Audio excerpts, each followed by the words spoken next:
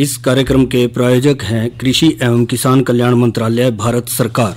हर जोखिम से निकल कर फसल आए, सुरक्षित हो जाए। फसल बीमा से हर किसान अब आत्मनिर्भर हो जाए। संकट के समय प्रधानमंत्री फसल बीमा योजना किसानों के लिए वरदान है। अब सूखा पड़े या बाढ़ आ जाए कोई डर नहीं, अब ओले पड़े या कीट पतंगे फसल खा जाए कोई फिक्र नहीं, क्योंकि हमने लिया है प्रधानमंत्री फसल बीमा। बुआई से फसल कटाई तक हर जोखिम का दावा, न्यूनतम प्रीमियम पर अधिकतम भुगतान का वादा। योजना से हर साल जुड़ रहे हैं 5 करोड़ से ज्यादा किसान। अब आपकी है बारी। नजदीकी कृषि कार्यालय, सहकारी समिति, बैंक शाखा, अधिकृत बीमा कंपनी या जन सेवा केंद्र में स्वेच्छा से करा सकते हैं पंजीकरण। फसल बीमा पोर्टल या फसल बीमा ऐप द्वारा भी कराया जा सकता है पंजीकरण। प्रधानमंत्री फसल बीमा योजना, आपकी फसलों का संपूर्ण सुरक्षा कवच। कृषि एवं किसान कल्याण मंत्रालय, भारत सरकार। किसानवाणी कार्यक्रम सुनने वाले सारे बहन भाइयों ने वीरेंद्र भाई की राम राम। किसान भाइयों, जैसा आप जाने हैं, आज है दिन मंगलवार और इस दिन हमारा कार्यक्रम रहे फोन इन, यानी फोन के माध्यम से आप स्टूडियो में उपस्थित हमारे विशेषज्ञ से संपर्क करके अपनी समस्याएं और सुझाव साझा कर सके हैं। इसके लिए किसान भाई फोन नंबर नोट कर लें। फोन नंबर है 01744221322। फोन नंबर एक बार फिर नोट कर लें, 01744221322। और आज का हमारा विषय है धान की रोपाई में सावधानियां, और हमारे विशेषज्ञ हैं डॉक्टर अश्विनी कुमार जी, पादप रोग वैज्ञानिक, कृषि महाविद्यालय कौड़ कैथल से, और उनसे बातचीत कर रहे हैं गिरधारी भाई। तो भाइयों, आओ सुने कार्यक्रम फोन इन। कार्यक्रम के सभी सुनने गिरधारी की राम राम। साथियों, दिन मंगलवार कार्यक्रम किसानों में आज है फोन इन, और फोन इन में हम लाए एक विषय जो आवश्यक है मौसम परिस्थिति के हिसाब से, ताकि आपकी उससे संबंधित कोई भी समस्या हो उसका समाधान हम अपने स्टूडियो में अपने विशेषज्ञ से करवा सके। तो इस कड़ी में जो आज का हमारा विषय रहेगा धान की रोपाई में सावधानियां। बातचीत में हिस्सा ले रहे हैं डॉक्टर अश्विनी कुमार, जो पादप रोग वैज्ञानिक हैं कृषि महाविद्यालय कोल में। साथियों से बताएंगे जो संपर्क सूत्र रहेगा वो रहेगा 221-322। जो साथी को क्षेत्र बाहर के हैं या मोबाइल से बातचीत करेंगे उनके लिए एसटीडी कोड जरूरी होगा, वह 01744 01744-221-322। डॉक्टर साहब, आपका कार्यक्रम में स्वागत। धन्यवाद गिरधारी लाल जी। डॉक्टर साहब, हम क्षेत्र की बात करें तो 2 फसल मुख्य मान के चलते हैं, एक गेहूं की, एक धान की, और धान का मौसम है और धान की मुख्य फसल है। पर एक फोन ले शुरू में। हेलो नमस्कार जी, कहाँ से बोल रहे हैं? नमस्कार जी। कहाँ से? हम बोल रहे हैं सालवन से जी। सालवन से। नाम? पवन राणा जी। पवन राणा जी। राणा जी, कैसे हो आप? ठीक है जी, आपने सुनाइए। बढ़िया, फर्स्ट क्लास। और खेती बाड़ी? ठीक है जी। ये धान के बारे में पूछना था ना, वो तो बाद में बतावेंगे, पहले अपनी बताओ, गेहूं कैसी निकली, कितने का? बहुत अच्छी निकली जी। अच्छी निकल गई। डांगर डोर कैसे हैं सारे? सब ठीक ठाक जी। कितने डंगर हैं अपने पास? अपने पास तो 4-5 है जी। अच्छा, तो खेती आप ट्रैक्टर से कर रहे हो या भी? नहीं, अपने आप ही कर रहे थे। अच्छा, नहीं, साधन क्या प्रयोग कर रहे हो? ट्रैक्टर प्रयोग कर रहे हो, क्या कर रहे हो? अभी तो कुछ। चलो, धान के बारे में क्या पूछना? रुपाई के पटवार के बारे में। रुपाई के बारे में? हाँ जी। आप हम रुपाई की ही शुरुआत कर रहे हैं। आप सुनो, रेडियो नाम से पूरी बात करेंगे, रुपाई की सावधानी पूरी करेंगे हम। सुनो आप। हाँ जी। तो दरअसल वही बात है, हमारे श्रोता का भी यही फोन है कि धान मुख्य फसल है, और उस मुख्य फसल में जो है बड़ी दिल लगा के खेती करते हैं, क्योंकि बड़ी उम्मीद इस फसल रखते हैं। लेकिन कोई भी फसल होगी जब तक उसमें सावधानियां नहीं बरती जाएंगी, नियम का पालन नहीं किया जाएगा, ये कह लो कुल मिला के कि वैज्ञानिक तरीके से खेती नहीं की जाएगी, हम उसका लाभ नहीं ले सकते हैं। आज हम जानना चाहेंगे कि जो धान की रोपाई है इसमें मुख्य किन किन बातों का हमें ख्याल रखना है? सबसे पहले तो गिरधारी लाल जी है ना, हमारा जो खेत है जी, वो जैसे हम लगातार धान गेहूं के चक्कर में उलझे हुए हैं जी, तो इसमें हमारा खेत है ना 1 एकड़ है या 1 हेक्टेयर है, ऊंचा नीचा हो जाता है जी। तो उसमें पानी लगाते हैं, कहीं तो पानी हमारा 6 इंच आ जाता है, कहीं हमारा 2 इंच भी नहीं जाता जी। तो अभी है ना मशीनों का युग है जी। तो मैं एक बार ये कहूँगा कि 3 साल में या 1 साल छोड़ के अगर आप लेजर लेवलर का प्रयोग करते हो जी, तो इसमें है ना समय और पानी जी। वही पानी जो आपका 1 एकड़ में लगता है ना, वो आपके 1.5 एकड़ में लग जाएगा। अच्छा। एक पानी ना कहीं 6 इंच होएगा ना 2 इंच होएगा, वो 1.5 इंच के अंदर पूरा एकड़ हमारा समतल हो जाएगा। लेजर लेवलर से जो भूमि है सारी समतल हो जाएगी, सारी समतल हो जाएगी। और पानी का जो हमारा जी कहीं 6 इंच खड़ा होता है, कहीं 2 इंच खड़ा होता है, कहीं फिर भी ऊंचे रह जाते हैं, लेजर लेवलर में दिक्कत नहीं आएगी। और हम उसी 1 एकड़ के पानी से लगभग 1.5 से 2 एकड़ पानी हम लगा सकते हैं अपने खेतों में। तो पानी की बचत है और दूसरा हमारा फिर समय की बचत है। तो डॉक्टर साहब आपकी भाषा में ये कहें कि खेत की तैयारी करते समय सबसे पहले तो आप पहला पॉइंट लेजर लेवलर का प्रयोग करें, शुरुआत वहां से करें। वहीं से, हाँ जी। फिर खेत की तैयारी करनी कैसे है? खेत की तैयारी लेजर लेवलर के बाद आपने जी, ठीक है, आप टीलर का ही प्रयोग करें। अच्छा, ठीक है जी। टीलर का प्रयोग करके एक बार आप इसमें जो हमारे जो बेसिक फर्टिलाइजर हैं जो हमारे हैं, जिसमें हमारा यूरिया, DAP, पोटास और जिंक, जी, ये 4 हमारे बेसिक फर्टिलाइजर हैं जी। जी। अगर हमने पहले अगर हरी खाद भी डाल रखी हो जी, तो उसमें हमने फिर रोटावेटर का उपयोग करना है जी, लेजर लेवलर से पहले। जी, ठीक है जी। जी। तो रोटावेटर और लेजर लेवलर ये 2 ऐसी मशीनें हैं जिसमें ईंधन की बचत है, समय की बचत है, और हमारा एक ही ऑपरेशन में कई चीजें हमारी पूरी हो जाती है जी। ठीक। तो इसमें अब हमने है ना जो हमारा सारा DAP, जी, लेकिन गेहूं धान चक्कर में एक गिरधारी लाल जी हमारी सोचने वाली बात है कि हमने जो इसका प्रयोग करना ना, DAP की जगह सिंगल सुपर फास्फेट हमारा प्रयोग होना चाहिए। अच्छा। और ये 3 कट्टे 1 किले के पड़ते हैं जी, 150 किलो। जी, चाहे हमारी धान की, चाहे हमारी गेती वैरायटी हो, चाहे पछेती हो, चाहे बासमती हो। जी। इसमें एक और जो हमारी सबसे बड़ी बात है ना जी, हमारी जमीन में अब पानी हमारा बहुत नीचे चला गया है, नहरी पानी और बारिश हमारी चेंज हो गई है, तो नमक या सोरा हमारे एरिया में भी ज्यादा है सारे में जी। तो हमारा जो सिंगल सुपर फास्फेट में है ना, सल्फर भी है हमारी जी। एक हमारा जिंक सल्फेट हमने 21% यूज करना चाहिए, उसमें भी हमारी सल्फर है।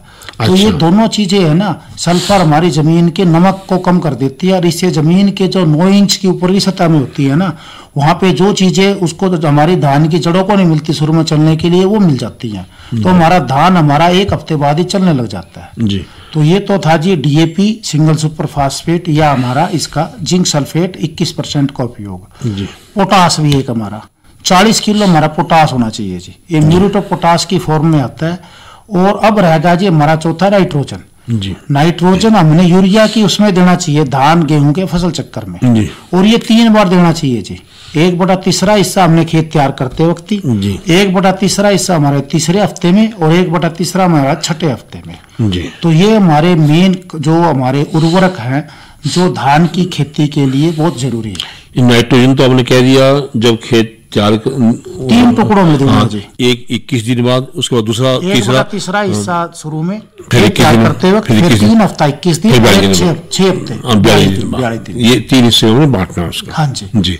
बासमती धान में जो लंबी किस्म की हमारी है उसमें खाद हम 2 बार भी डाल सकते हैं। उसमें जो 0 दिन वाला है ना, खेत तैयार वक्त की जरूरत नहीं है, 3 हफ्ते और 6 हफ्ते बाद 2 बार डाल सकते हैं जी। तो सब अब कोई भी चीज अगर समय पे की जाए तो उसका फायदा ज्यादा है। बिना समय आप कोई भी चीज करोगे या बेमौसम कोई चीज करोगे तो उसका नुकसान ज्यादा है, फायदे कम है। अब धान का समय 15 जून से शुरू हो चुका है। हाँ जी। इसमें भी क्या कुछ अवधि के हिसाब से हम इसको बांटते हैं? बिल्कुल बांटते हैं जी। जो हमारे कम अवधि की फसलें हैं उनको तो हमारी तैयार लगने शुरू हो गई जी। मध्यम अवधि की और जो हमारे आपके एरिया में ना कुरुक्षेत्र अम्बाड़ा में हाइब्रिड का जी, संकर धानों का बड़ा योगदान है जी। तो इन सब की है ना हमने जो ट्रांसप्लांटिंग करनी है, रोपाई करनी है, ये हमने भी 16 जून से लेकर और आपकी 30 जुलाई तक करनी है। अच्छा। लेकिन बासमती झारा जो हमारा वो हमने 1 से लेकर 15 जुलाई तक करनी है। 1 जुलाई से 15 जुलाई तक करनी है। उनका मैं बाद में बताऊंगा, उनका बड़ा योगदान है जी। ठीक। तो ये तो हो गया था खेत की तैयारी जी। खेत में अब हमने है ना पूरे ये सारे फर्टिलाइजर डाल के हमने वो टिलर मार दिया, पानी उसमें खड़ा कर दिया 3 से 4 सेंटीमीटर आपका 3 से 4 सेंटीमीटर पानी खड़ा करके जब हमारी गारा बैठ जाए, ठीक है जी, सुहागा मारने के बाद फिर हमने 5 से 6 घंटे बाद उसके अंदर हमने अपनी पनीरी लगानी है जी। पनीरी पाड़ने का भी तरीका है जी। पनीरी उखाड़ने के लिए हमने पहले खड़े पानी में पनीरी उखाड़नी चाहिए, जड़ हमारी कम से कम टूटे। अच्छा, यानी पहले हम पानी दे दें, पानी खड़ा कर दें उसके पहले और फिर खड़े पानी में सीधी पनीरी पाड़े उसमें, क्योंकि वो पनीर पाड़ते समय बहुत नुकसान हो जाता है। हाँ जी, बासमती धान में स्पेशल नुकसान है जिसमें झंडा रोग है ना बकाने, अगर जड़ें टूट गई तो ज्यादा आता है। एक इसमें जी हमारी जो पनीरी का मतलब समय कितना होना चाहिए, जो हमारे कम अवधि के धान है उनकी और जो हमारे मध्यम अवधि के धान है उनका हमारा 25 से 30 दिन की पनीरी होनी चाहिए जी समय उसका। यानी जो कम अवधि की है उसके अलावा कितने दिन की पनीर? 25 दिन से 30 दिन जी। अच्छा। जो हमारे हाइब्रिड है संकर किस्में है उनकी 20 से 25 दिन जी। अच्छा। और बासमती धान की भी हमारी 25 से 30 दिन, वो हम लेट भी लगा सकते हैं। कई बार ऐसी स्थिति बन जाती है हम नहीं लगा पाते, आजकल लेबर की समस्या है, तो उसमें 60 दिन तक भी बासमती धान की हम लगा सकते हैं उसको। जी डॉक्टर साहब, एक सवाल रहेगा मेरा, आमतौर पर किसान साथी तो नहीं करते कि सभी साथी तो ऐसे हैं जो पौध नहीं लगाते, अधिकतर साथी जो पौध मोल लेके आते हैं, तो जो पौध मोल लेके आते हैं उनको किस बात का विशेष ख्याल रखना होता है? उनका एक तो वही है, तो हमारी जड़ों में वो जो पौध पाड़ के दे रहे हैं ना जी, एक तो बीज कौन सा बीज है जी, ठीक है, उसने क्या बीज पार किया था। हाँ जी। Hello hello. हाँ जी नमस्कार जी। नमस्कार जी, मैं बंसीलाल जी। बंसीलाल जी कहाँ से बोल रहे हैं? गांव तेजा मोड़ी, जिला अम्बाड़े में। कैसे हैं आप? ठीक है, बल्ले बल्ले। मौसम कैसा है वहाँ का? मौसम हल्की बूंदाबांदी पड़ी है। बरसात नहीं आई? बरसात, पूरी बरसात नहीं हुई अभी। अच्छा, फिर जीरी कैसे लगाओगे जब बरसात नहीं हुई? इसी कारण साथी का फोन कट गया, दोबारा आएगा फिर बात करेंगे।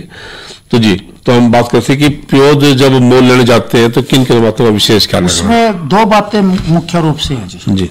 एक तो वो जो जिससे भी हम पौधे लेने जा रहे हैं ना जी, वो हमारा बीज जो यूज कर रहा है जी, क्या वो सर्टिफाइड बीज यूज कर रहा है जी। एक उसके खेत में क्या उसने बीज उपचार किया था जी, ठीक है जी।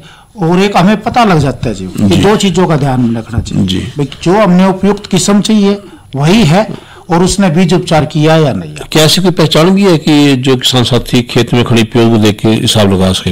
लगा सकता है जी। कैसे? वो हमारी है ना दरमियाने से हरे रंग की होनी चाहिए। अच्छा। ना ज्यादा गहरी हरी होनी चाहिए ना पीली होनी चाहिए, जो सही पौध है। सही पौध है। बासमती धान में तो है ना कई बार पीले रंग के लंबे लंबे से 3 हफ्ते बाद है ना उसमें वो पीली सी है ना लंबी लंबी सी वो दिखने लग जाती है, जब बकाने की नर्सरी की पौध है जी। तो उन चीजों का पता लग जाता है जी। ये डॉक्टर साहब अक्सर क्या होता है, शिकायत आती है कि भी मैंने पौध तो लगाई थी लेकिन भी वो पैदा नहीं आई, उसकी बुलवार नहीं आई।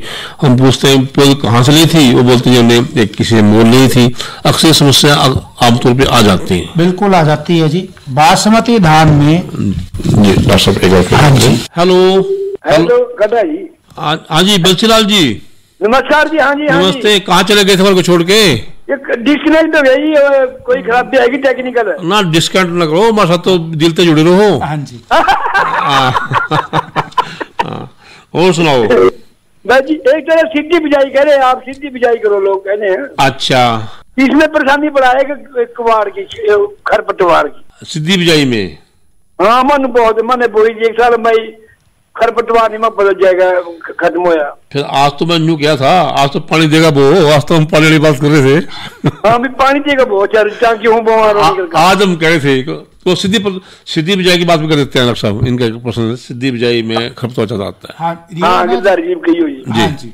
इसमें है ना जी, दो धान की सीधी बिजाई है, इसमें खरपतवार आपकी बात सही है जी। अगर खरपतवारों का सही समय पर हमने सही दवाइयां नहीं डाली जी, तो इसमें एक तो है ना, अगर आपने वत्तर में इसमें बोया है तो उसमें पेंडिमेथिलीन तो शुरू में डालनी है जी आपने। पेंडिमेथिलीन है जी 1.3 लीटर, ये 3 दिन के अंदर डालनी है। आपने पानी दे दिया तो उसके अंदर मतलब वत्तर कंडीशन में जानी चाहिए, या वत्तर में बोया तो आपने 24 घंटे के अंदर शाम के टाइम में बिजाई करो आप।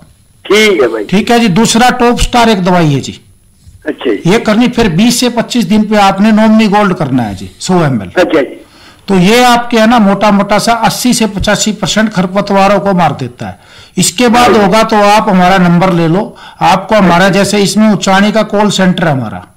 अच्छा जी। वहां पे इसके खरपतवार के विशेषज्ञ है। अच्छा जी। आज के दिन हमारे पास ऐसी तकनीक है जी, आपकी खरपतवार की समस्या अगर सही आप टाइम पे खरपतवार नाशी का प्रयोग करते हैं तो नहीं आती। हाँ जी। वो टाइम हमारा चूक जाता है जी। तो मैंने 0 से 3 दिन में आपका चाहे पेंडिमेथिलीन है चाहे टॉप स्टार है, एक पहला है जी ये, और 20 से 25 दिन में आपका नॉमिनी गोल्ड है। हेलो।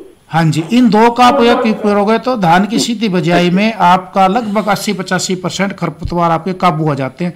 उसके बाद अगर थोड़े बहुत रह जाते हैं जी तो आपने एक उसकी करा दो जी, निराई करा दो एक उसकी। ठीक है ठीक है बंसीलाल जी। ठीक है, आकाशवाणी का धन्यवाद जी। आपका धन्यवाद जी। तो जैसे बात चली थी कि एक तो जो दरमियानी से हरे रंग की हो वो एक सही पौध उसकी एक सही पौधा जी। एक उसे पूछो जी भाई बीज में आपने दवाई लगाई थी क्या जी। अगर उसने बीज में दवाई लगाई है तो आपका फिर उसके अंदर उस बकाने वाले जो मैंने बोला ना जी ऊंचे नीचे पौधे नहीं मिलेंगे जी, जो पतले से पीले रंग के नहीं मिलेंगे आपको जी। ठीक है जी, जी। और एक उसने जो पनीरी उखाड़ते हैं जी, वो खड़े पानी में सिर्फ 3 सावधानी है जी। और फिर उसको अपने खेत में लाकर भी है ना उस बासमती की अगर पनीरी है उसी की हम ज्यादा लेके आते हैं जी। तो उसको है ना कार्बेंडाजिम एक फंजीसाइड है उसके सॉल्यूशन में ठीक 1 ग्राम प्रति लीटर पानी के हिसाब से उसके अंदर आधा घंटा अपनी पनीरी को डुबो लो ताकि उसकी जड़ों में अगर कोई टूट गई हो तो जड़ों में हमारा फफूंदी नाशक लग जाए और बकाने की जो फफूंदी है वो ना घुस पाए। ये 3 ही कारण है जी। इन 3 बातों का ख्याल रखेंगे तो एक बढ़िया पौध लेके आएंगे और बढ़िया फसल होगी। बढ़िया फसल बात अक्सर वही हो रही है कि हम जब बात करते हैं अगर समय पे कोई चीज की जाए तो बेहतर। जैसे अब हम बंसीलाल जी से बात कर रहे थे कि अगर खरपतवार नियंत्रण का उपचार समय पे कर लें तो फसल बढ़िया हो सकती है। बिल्कुल। और अगर आप समय चूकते हैं फिर देखो नुकसान तो आइए। हाँ जी। ये हम शुरू में बात करते हैं कि अगर वैज्ञानिक तरीके से खेती करोगे तो लाभ होगा, अगर आप उससे थोड़ी सी लापरवाही बरतोगे कहीं ना कहीं नुकसान तो उठाना पड़ेगा। बिल्कुल ये बात। तो सबसे ये बात चली थी हमारी उसके हम आते लौट के कि कम अवधि वाली की, उसके बाद मध्यम अवधि वाली और लंबी। तो ये जो पनीरी का समय है जी 25 से 30 दिन आप मोटा सा मान के चलो जी सबका जी। बासमती की है तो वो आपका 30 दिन के बाद भी जा सकती है और जो संकर किस्में आपकी वो 20 दिन के बाद भी ले सकते हैं क्योंकि उनकी बढ़वार बड़ी फास्ट होती है। अब हो गया जी खेत में है ना आपने पाड़े काट के सारे खाद डाल दिए, अब आपने पनीरी लगानी है तो उसको 4-6 घंटे है ना सेटल हो देना चाहिए ताकि गारा वारा सारा बैठ जाए। अब जो पनीरी है हमारी 2 से 3 सेंटीमीटर हमने गहरी लगानी चाहिए सीधी जी। ठीक है 2 से 3 सेंटीमीटर गहरी सीधी की सीधी। वो नहीं कई बार बिहारी है ना जी वो लंबी लंबी घेर के लगा देते हैं लंबी पनीरी को जी। ठीक है डॉक्टर पहले एक फोन लेना। हाँ जी। हेलो नमस्कार डॉक्टर साहब। नमस्कार जी, कहाँ से बोल रहे हैं? मैं जिला सहारनपुर से बात कर रहा है। और नाम? विकास कुमार। विकास जी, जिला सहारनपुर तो बहुत बड़ा है, अपना गांव बता दो ज्यादा ठीक रहेगा। जुड्डी। अच्छा जी। क्या प्रश्न है अपना? सर हमने धान की जगह मूंग लगा रखी जी। धान की जगह मूंग लगा रखी? हाँ जी। अच्छा। धान तो अब की बार लगाई नहीं। अच्छा। तो मूंग में कुंडाट आ रहा है जी, फूल चल रहा है जी। अच्छा जी। फूल तो चल रहा है और कुंडाट सा रहा है जी। कुंडाट का मतलब ऊपर से थोड़े वो कट्टी मुरझागी इकट्ठी होगी। हाँ जी मुरझा से रही है जी कुंडाट सा रहा। पीले से रंग के कोई पत्ते तो नहीं हो रहे आपके पौधे? ना जी पत्ते को कतई जाड़ा सा लग रहा है। जाड़ा सा लग रहा है आपका। ठीक है जी। ये एक है ना इसमें मोजाइक बीमारी आती है जी, मूंग बीन येलो मोजाइक वायरस और सफेद मूंग बीन येलो मोजाइक विषाणु की बीमारी है जी। अच्छा। वो आती है इसमें और वो सफेद मच्छर होगा इसमें, शाम को देखे होगा ना लाके आप। अच्छा। सफेद से रंग का मच्छर उड़ेगा। अच्छा। तो उसके लिए अब तो फूलों पे आ गई ना आपकी 40-45 दिन की फसल है तो आपने मैलाथोन एक दवाई है जी। अच्छा। मैलाथोन आपकी 400 ml 200 लीटर पानी में 1 किले में स्प्रे होगी जी। लेकिन उसके साथ अगर सुंडी भी आप जी, अगर सुंडी भी है उसके अंदर पत्ते खा रहे हैं आपके तो कोराजन एक दूसरी दवाई है जी। अच्छा। मैलाथोन और कोराजन। हाँ मैलाथोन तो है जी उसके लिए सफेद मक्खी के लिए मच्छर आएगा मैलाथोन तो। लेकिन अगर सुंडी भी है उसमें जो आती है इसके अंदर अभी हेलिकोवर्पा बोलते हैं उसको जी, और या उसके वो काली सुंडी तम्बाकू वाली सुंडी, उसके लिए कोराजन पड़ता है जी हमारा 60 ml है 200 लीटर पानी में प्रति एकड़। तो इनका स्प्रे करोगे तो आपका इसका सारा खुल जाएगा। जो आपकी कुलजलाहट सी आप कह रहे हो या विषाणु रोग है या आपके उसके अंदर सुंडी है, दोनों लार्वे दोनों ही आपके काबू आ जाएंगे और आपकी मूंग की फसल ठीक हो जाएगी। ठीक है जी। जी साहब नोट करते हैं उसके बाद जब बात चल रही थी अवधियों के हिसाब से खेत की तैयारी की बात हम कर रहे थे। हाँ जी। तो इसमें वो जो मैंने बताया जी आपको कि हमने जो उसका पाड़े काटने के बाद जब हमारा गारा बैठ गया 4 से 6 घंटे बाद आपने जी तो आपने 2 से 3 सेंटीमीटर गहरी पनीरी लगानी है आपने जी।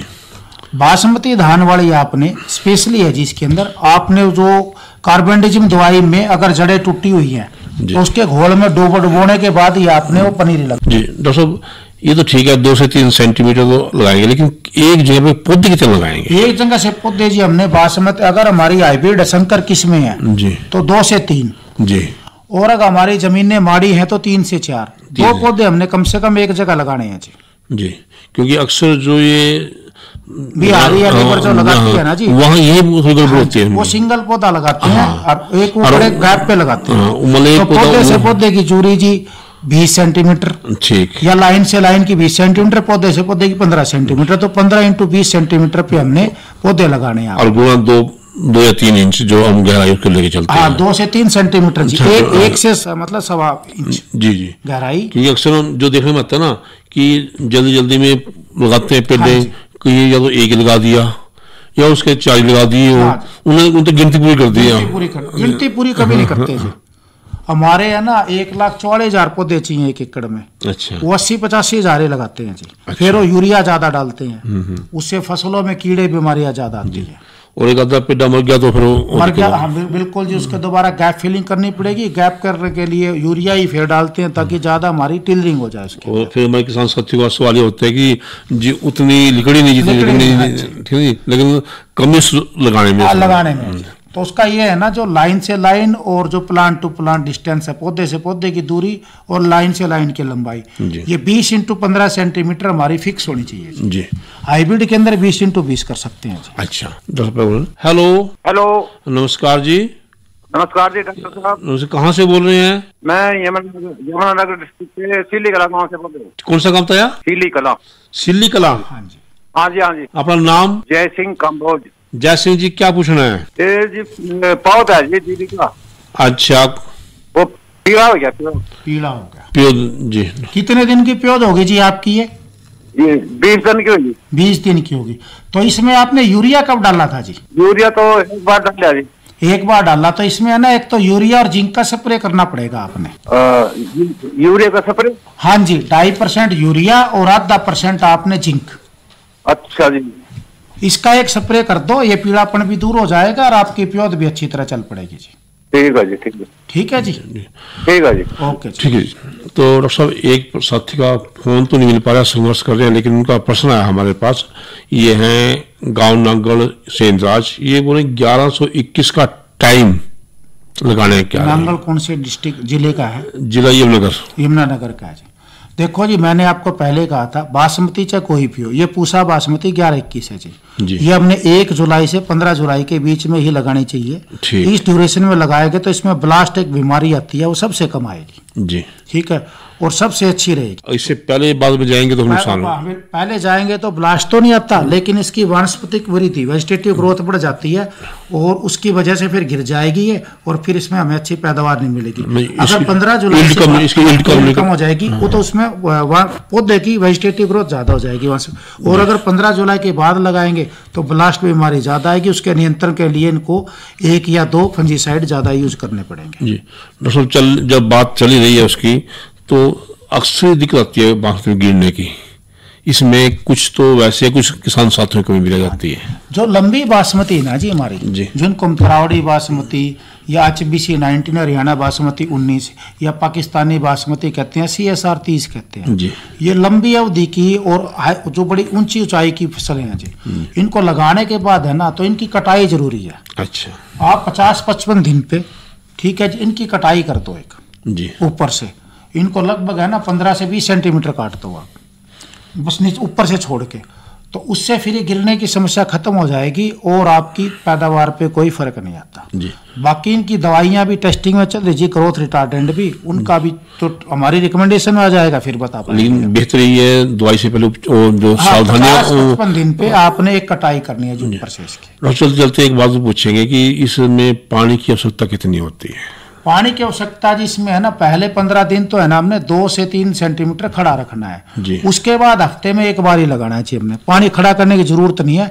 और जब बालियां निकलेंगी आपकी, उस समय थोड़ा सा पानी हमने है ना उसमें सोखा नहीं लगने देना चाहिए। एक भ्रम सा है किसान साथियों के बीच में कि धान की फसल है तो किला भर के रखो। नहीं जी, आजकल तो ये संकर धान आपके यहाँ पे जो मैं वो डायरेक्ट सीडी ड्राई सारी बात हो रही DSR की, हरियाणा सरकार भी उस पर स्कीमें दे रही है, लेकिन उसमें तकनीक का है ना हमने बड़े सही तरीके से उपयोग करना पड़ेगा जी, तो इसमें सक्सेसफुल है। धान आज के दिन हमारा है ना बिना पानी के भी, बिना खड़े पानी के भी हो सकता है जी। तो डॉक्टर असलनी जी, आप हमारे स्टूडियो में आए और आपने हमारे किसान साथियों को बहुत अच्छी जानकारी दी, इसके लिए आपका बहुत बहुत धन्यवाद। ठीक है गिरधारी जी, थैंक यू। ये तो भाई सुन रहे थे कार्यक्रम फोन इन और विषय था धान की रोपाई में सावधानियां और विशेषज्ञ थे डॉक्टर अश्विनी कुमार जी और इनसे बातचीत कर रहे थे गिरधारी भाई। अरे अरे अरे क्या कर रहा है? इधर इधर इधर हम बोल रहे हैं तेरे बीजू का। उतला बोल रहा है? पक्षियों से तो हम खेत को बचा लेते हैं, पर इन घातक रसायनों से कैसे बचाएं?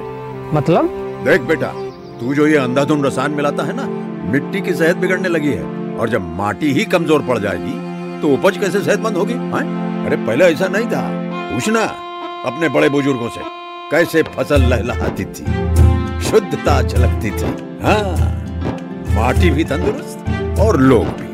अरे अब पहली वाली बात कहाँ?